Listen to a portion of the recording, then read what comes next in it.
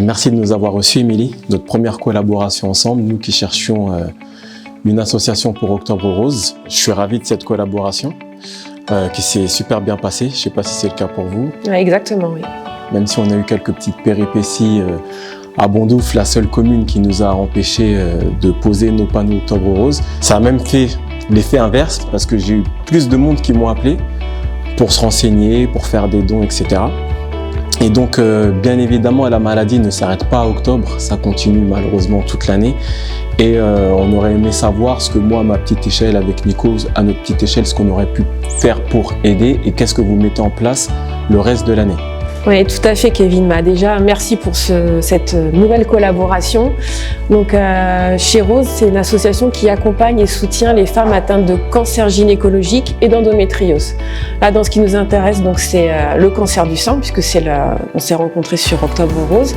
Et nous, on accueille les femmes tout au long de l'année et tout au long de leur maladie. Donc, c'est-à-dire, c'est dès l'annonce de la maladie jusqu'à ce qu'elles se sentent guéries. Donc, cela peut prendre des années.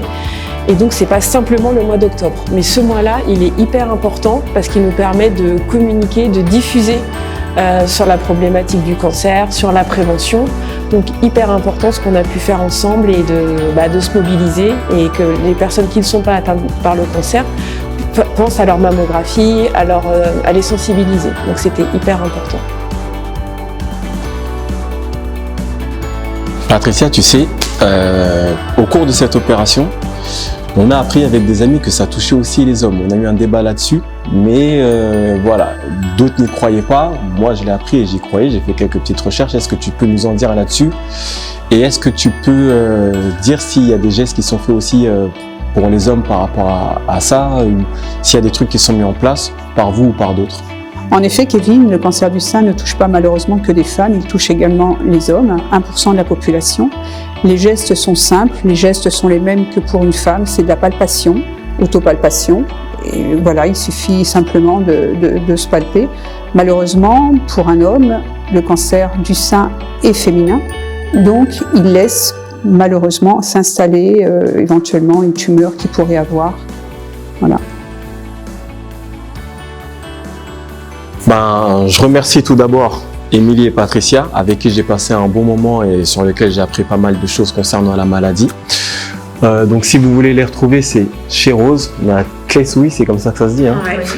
Ouais. Merci pour tout ce que vous faites. Merci aussi pour toutes les personnes qui s'impliquent dans la maladie. Merci aussi à toutes les personnes de Bondoufle qui ont participé, qui ont bien voulu nous laisser un panneau, même si on a dû le retirer. Merci à tous ceux qui ont fait des dons. Et si vous avez un petit mot à dire pour la fin. Merci pour toutes ces femmes qui sont atteintes malheureusement de cancer. Merci.